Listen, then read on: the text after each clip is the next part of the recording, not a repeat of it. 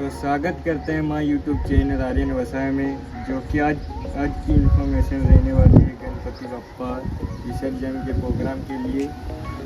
तो हमारा programme book हुआ है गोटपाड़ा सेलाम्बा तालुका साकबारा जिला नर्मदा।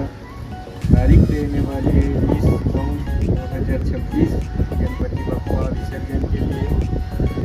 तो दोस्तों हमारा यूट्यूब चैनल में बने रहना, अभी छोटे छोटे ब्लॉग आते रहेंगे। और साउंड और टेम्पो की बात करें तो वो गणपति बप्पा प्रोग्राम के बाद आएगा, टेम्पो भी आएगा और साउंड भी।